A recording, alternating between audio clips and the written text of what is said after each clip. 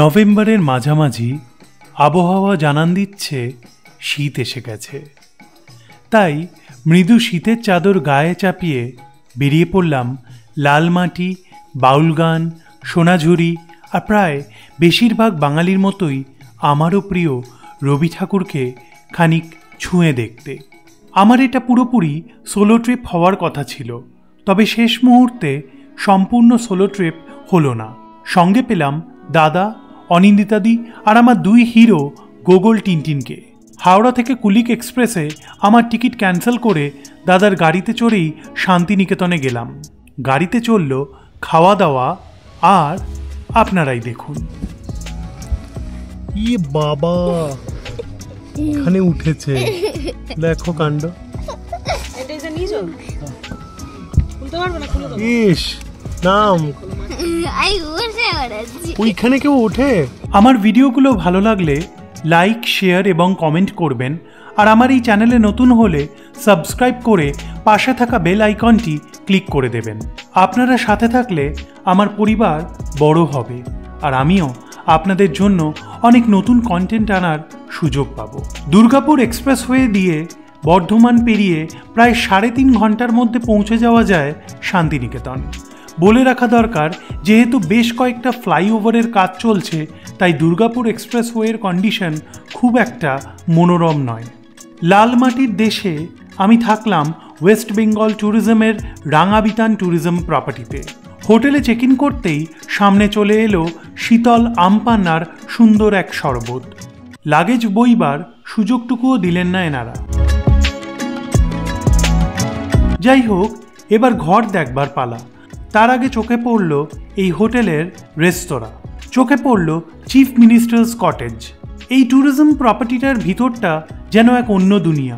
কত রকমের গাছ, কত পাখি, কত জল, কত স্নিগ্ধ বাতাস। আহা! এসে পৌঁছলাম আমাদের কটেজে, নাম যার পলাতকা। এই কটেজের 210-এ দাদারা একদিনের জন্য থাকবে, আর 209-তে আমি 2 দিনের জন্য থাকব। এইবার আপনাদের রুম ট্যুর করাবে টিনটিন।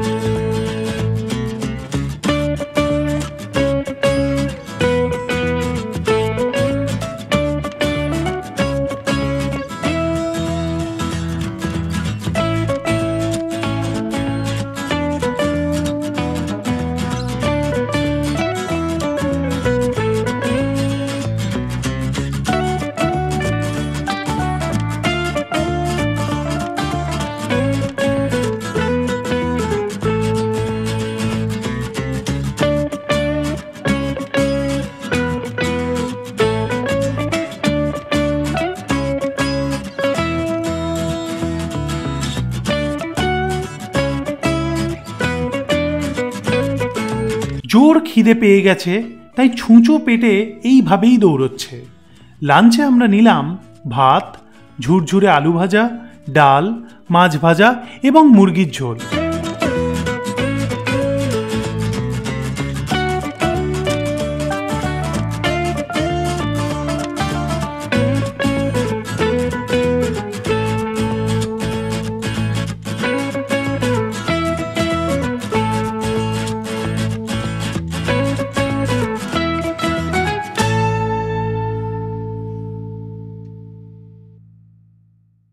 বেলা গড়িয়ে প্রায় 3:30, টোটো জোরে গড়াতে শুরু করলো। ডেস্টিনেশন সোনাঝুরির হাট। এ এমন জায়গা যেখানে পৌঁছতেই মন যেন রঙিন হয়ে ওঠে। সাঁওতালি নৃত্যের শব্দ, বাউল গান, কেনাবেচা, লোকজনের কথা, হেঁটে বেড়ানো, সব মিলে যেন মনে হয় এ সময় যেন থমকে থাকে, শেষ না হয়। এই সোনাঝুরির হাট আগে শুধু শনিবারের হাট বলেই পরিচিত ছিল, তবে এখন এই হাট রোজই বসে, শুধু বুধবার বাদে। ওই দিন সোনাঝুরির এই জঙ্গল এলাকা সাফ করার কাজ চলে।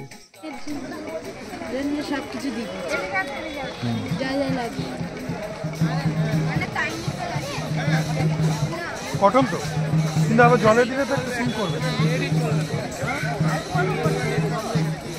সোনাঝুরির হাটে এসেছি, আর কিছু কিনবো না তা হয়? ভগবানের দয়ায় প্রচুর ভালো জামা কাপড় থাকতেও আবারও আরেকটা কিনে ফেললাম। নিজেকে আটকানো বড়ই দুষ্কর।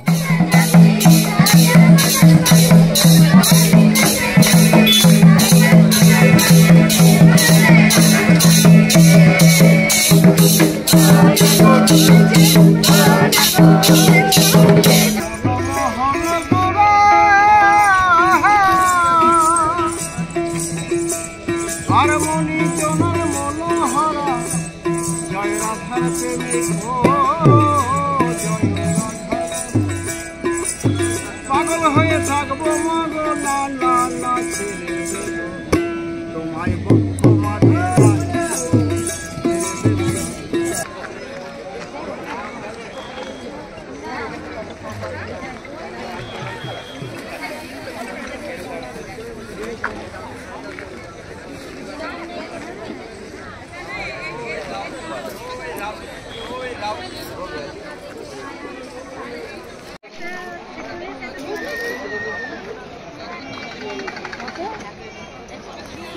দাম বলো কত কত দেবে ঠিকঠাক বলো।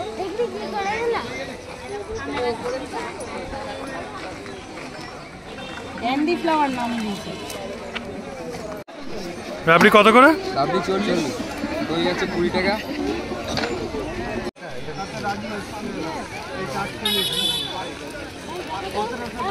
কেমন লাগছে?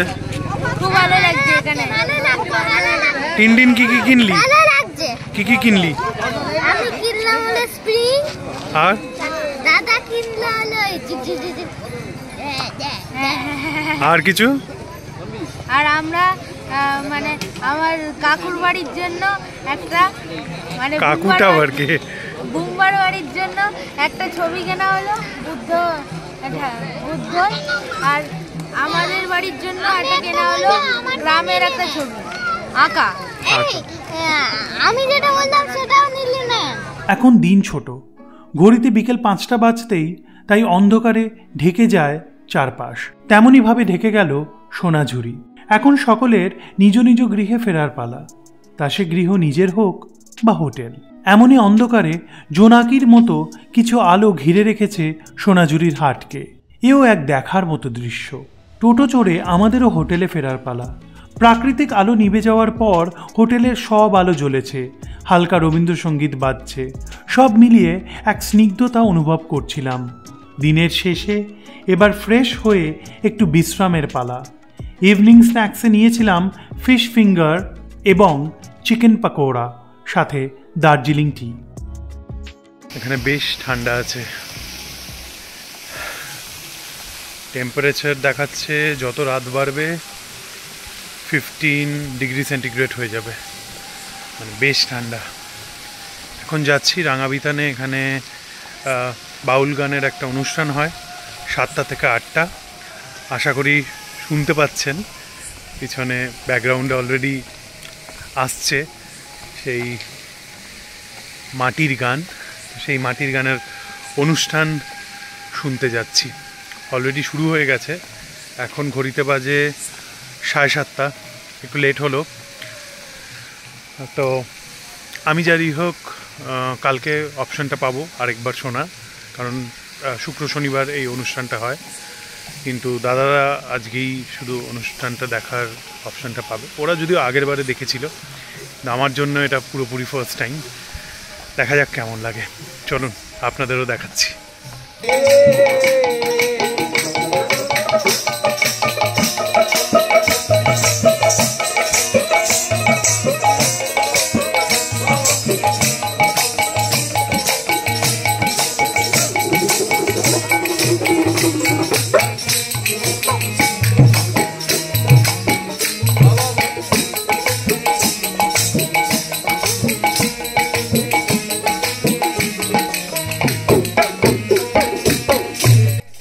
শান্তিনিকেতন এর আগে আমি দুবার এসেছি। একবার ছোটোবেলায় আমার বড় মামার বাড়িতে, তখন বড় মামাদের এখানে একটি বাগান বাড়ি ছিল, সে সময় এসেছিলাম, কিন্তু সেটা আমার কিছুই মনে নেই, কারণ সেই সময় পৌষ মেলা হতো, তো পৌষ মেলায় এসেছিলাম, কিন্তু আমার সত্যি বলতে কিচ্ছু মনে নেই, কারণ অনেক ছোট ছিলাম, মার সাথে এসেছিলাম। আর সেকেন্ড টাইম শান্তিনিকেতনে এলাম হচ্ছে গত বছর ফেব্রুয়ারিতে, মানে 2023-এর ফেব্রুয়ারিতে। তো সেটা আমার কিছুই সেরকম দেখা হয়নি, কারণ সেটা এসেছিলাম কাজের সূত্রে। তো সোনাঝুরিতে দেখা হয়েছিল, কারণ সোনাঝুরিতে আমরা শুটিং করেছিলাম, তো ওটা শুটিংয়ের জন্যই মেনলি এসেছিলাম, সিনেমার শুটিংয়ের জন্য। তো আমার একটা শর্ট ফিল্ম আছে বিবাহবার্ষিকী, এস ক্রিয়েশনস অরিজিনালসের চ্যানেলে আপনারা পাবেন, যদি দেখতে চান দেখতে পারেন। তো যদিও এস ক্রিয়েশনস অরিজিনালস এখন আর্কাইভড হয়ে গেছে, কিন্তু চ্যানেলটি আছে এবং চ্যানেলের প্রত্যেকটি কাজ আছে। তো ওই বিবাহবার্ষিকী মানে মেজর বিবাহবার্ষিকীর 80% শান্তিনিকেতনে শুটিং করা, তো সেইটা সময় এসেছিলাম গত বছর। কিন্তু শান্তিনিকেতন অ্যাজ সাচ ঘুরে দেখা কখনো হয়নি, মানে শান্তিনিকেতনে থাকা বা শান্তিনিকেতনে মানে শান্তিনিকেতন থেকে এদিক ওদিক ঘোরা, শান্তিনিকেতনটাকে ঘুরে দেখা আর সোনাঝুরিটাকেও ঘুরে দেখা, সেটা এবছর মানে এবারে বেসিক্যালি এবারে ওই জন্যই আসা আমার, যে কারণে আমি মানে 2 রাত শান্তিনিকেতনে থাকছি, যাতে আমি ঘুরে দেখতে পারি শান্তিনিকেতনের। মানে অবভিয়াসলি অনেক কিছু আছে, সব দেখা হয়তো সম্ভব হবে না, কিন্তু যতটা দেখা যায় মেন কিছু প্ল্যান আছে আমার দেখার, তো সেই জিনিসগুলো আর কি দেখার জন্য, তো শান্তিনিকেতনটাকে এনজয় করার জন্য। তো যাই হোক, খুব ভালো একটা সময় এসেছি, কারণ খুব ভালো ওয়েদার এবং মানে শীতে পুরো মানে বেশ ঠান্ডা লাগছে একটা, আরও ঠান্ডা বাড়বে এখানে, কিন্তু এখন নভেম্বরের আজকে 22 তারিখ, ভালো দিন। তো এই আর কি, এই হচ্ছে আমার শান্তিনিকেতনের স্মৃতির কথা বললাম, আর এবারে শান্তিনিকেতনে আসার কথা, তো বাকি তো ভিডিওতে থাকছেই। এখানে যেমন সার্ভিস, তেমন ভালো ব্যবহার, তেমনই অপূর্ব খাবার, সব দিক থেকে Rangabitan tourism property highly recommended. Santiniketan ট্রিপের পরের ভিডিও খুব শিগগিরই নিয়ে আসছি, সঙ্গে থাকুন। আমি স্টোরি টেলার সন্দীপন দাস, এই ভিডিওটি এখানেই শেষ করলাম। ভালো থাকবেন সকলে।